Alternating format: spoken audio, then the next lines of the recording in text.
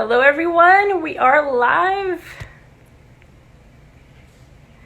There it is. Welcome, everyone. Welcome. Hello, hello.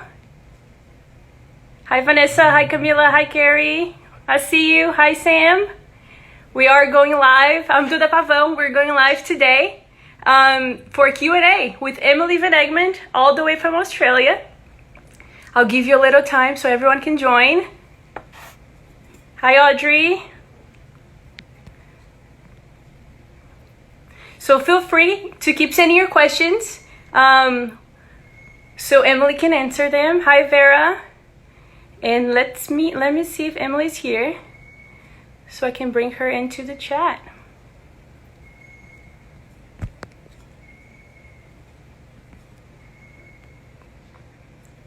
Welcome, everyone. There it is. Emily's here. Bring her in. Connecting.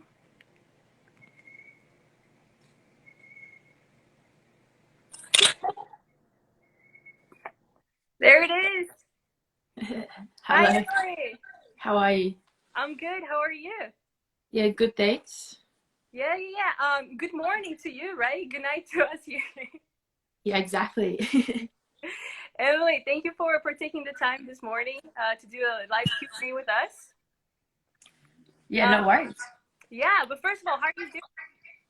Where are you exactly now? I'm home in Australia, in Newcastle, New South Wales, which is on the east coast of Australia. So yeah, just waiting out here until I can get over to join you guys. Yeah, we can't wait. We don't know when that will happen, but I'm looking forward to it for sure. And Emily, first of all, before we start the Q&A, congratulations on winning the WE. Thank you very much. How was one of the first questions that we got for you?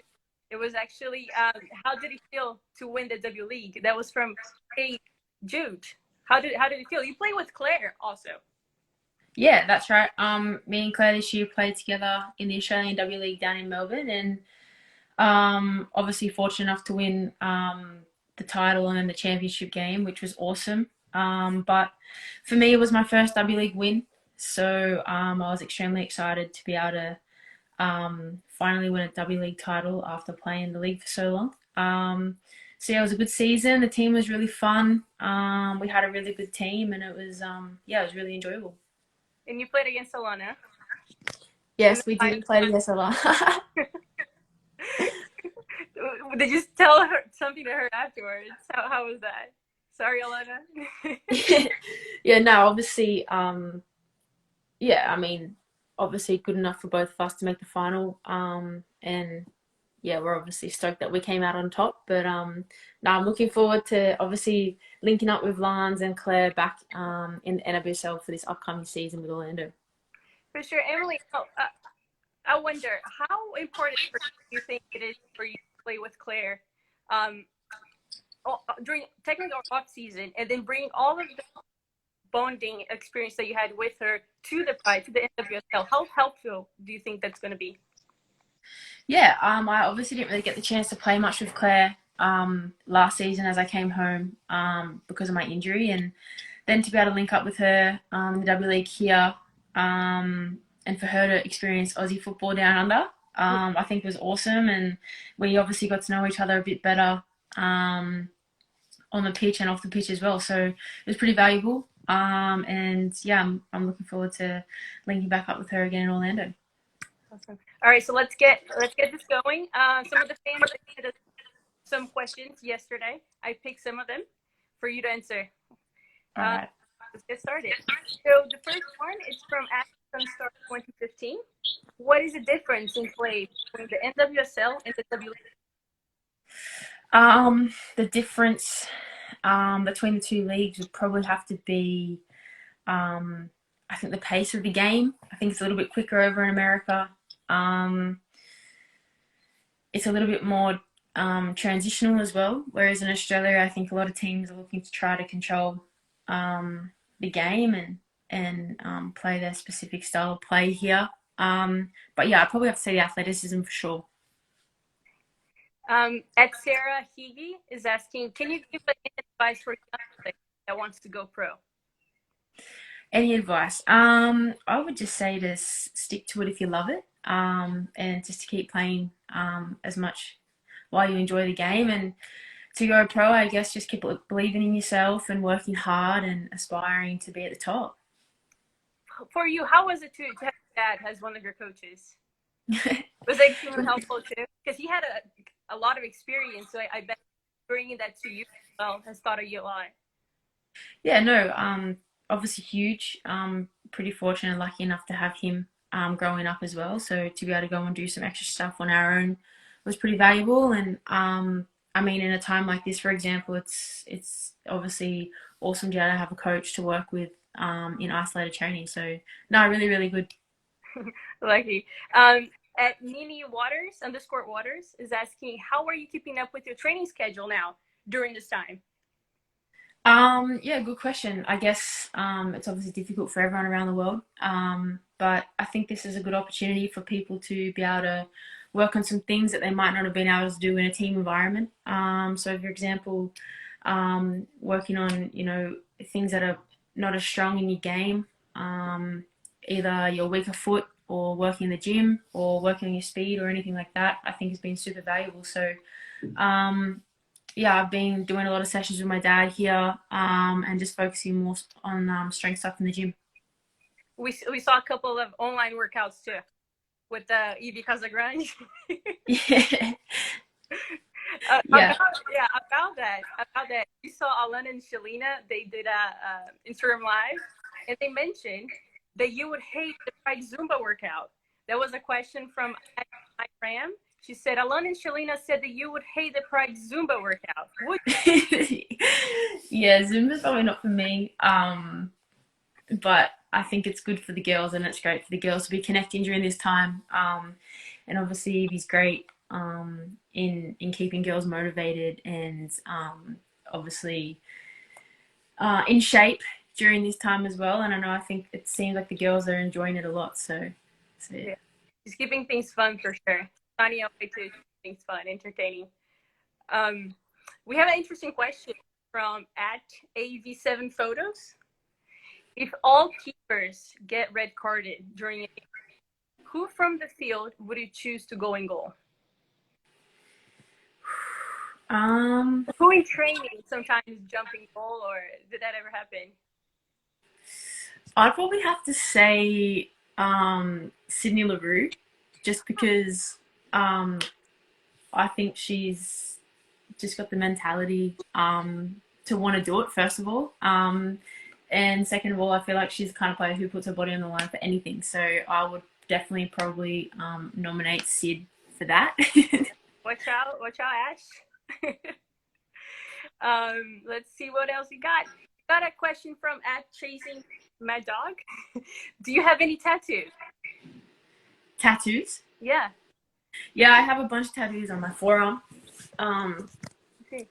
See right here. So yeah, they're all my tattoos. Behind them. Hey? What's the meaning behind the tattoo on your arm? There's one in Dutch, which is my Australian debut for Australia, and then my dad's when he debuted for Australia as well. In Dutch because we've got a bit of Dutch heritage in the family. And then I've got 3 fresh peaks, one for my brother and my sister. And then I have the coordinates to home, which is Newcastle, New South Wales here in Australia, where I grew up.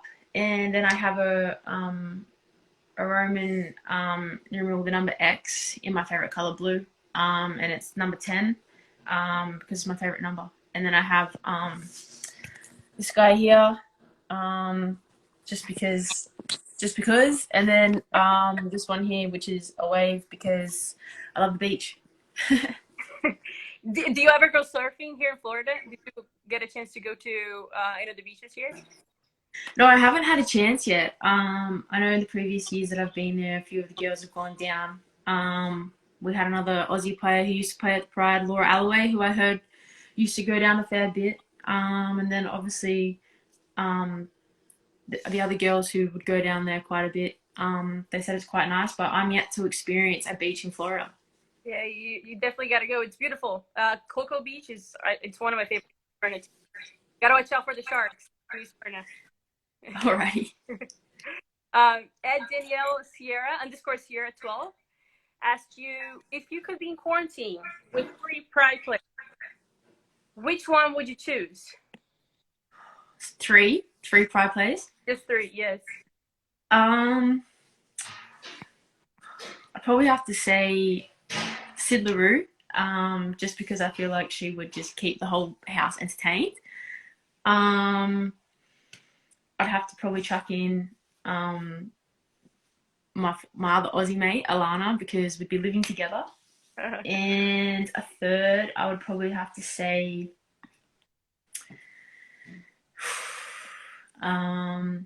Who's a good? maybe, Who knows how to cook? You need someone that knows how to cook in the house. yeah, probably Tony.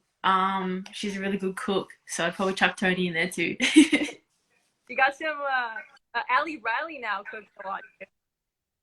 But yeah, so Tony, Sydney, and Alana. Good house. Another question from Danielle Sierra underscore Sierra 12. Acai bowls or avocado toast? Oof. That's a hard one. That is a hard one, but I think I'm gonna have to go with the acai bowls. And I'd have to give a shout out to Soho Bowls. In Orlando, they're awesome, and it's probably my favorite acai bowl I've ever had. On Mills, it's amazing. Mm. You can go wrong with that. What if I add some smoked salmon bagel? Do you like it or no? Salmon bagel. Uh-huh. I'm not big on salmon, to be honest. All right, so stick with that from Soho. Let's see. What is the hardest thing about being a pro footballer that was from at Champaign City? What is the hardest thing about being a professional soccer player? I think the hardest thing about being a professional footballer is probably just spending time away from the ones you love. Obviously, we take up overseas contracts and what have you quite often, so you spend a lot of time away from home. So yeah, I'd probably have to say that's probably the hardest part. Sure. Let's see. One more question. Keep sending questions over here on the live, so we can answer them, guys. And how are you? One comes from at Nini_Waters. How are you training? How does your schedule look like at the day? Like right now? Yeah. How is your training? Do you have a routine during quarantine? So we finished, our last game was on the 22nd of March in the W League. So I kept training up until like the 13th of April. And obviously the restrictions back then weren't as strict as what they were in America. So we were able to get out and do a lot more. But now, since the restrictions are in place, I've got a block now of 2 weeks where I'm just focusing in the gym. And I'm lucky enough to have a pretty good setup at home. So yeah, just working on my strength, explosive power and all that kind of stuff at the moment. And then once this 2 week block is up, I'll look to get back into to running and all that kind of stuff, building up hopefully towards the start of preseason. For sure. And one of the questions was actually related to training now. It's from at Somerset Sport. Do you have any training tips for those who are stuck at home? Training tips. Besides the Zumba workout, besides the hip hop workouts, all of that from maybe. Yeah, I would have to say probably the easiest things to do at home is obviously a lot of body weighted exercises, because people probably don't have access to a lot of things as we're all stuck in quarantine and isolation. So probably planks are a good one. I think mountain climbers are another good exercise to do. I think if you have a skipping rope, that's also awesome to use. They're probably the three main ones I can think of off the top of my head. There it is. Great tips. And one last question, and before we end with the Q&A. What was your favorite goal you ever scored in your career? And this question was from at 017. My favorite goal of my whole career? Your whole career. How can you pick? Probably my first goal for Australia was in my first World Cup against Equatorial Guinea. So that one's pretty special, I'd have to say. There it is. It's a great one. Well, Emily, I'd like to thank you for your time this morning. To you, tonight to us. Hope you have a great day, and we cannot wait to be back here when that might be. All right, thanks, guys. Thanks for having me, and hopefully see you guys soon. For sure. Thank you. Take Bye. care. Bye. All right. Thank you for everyone who joined. Stay tuned for more interviews.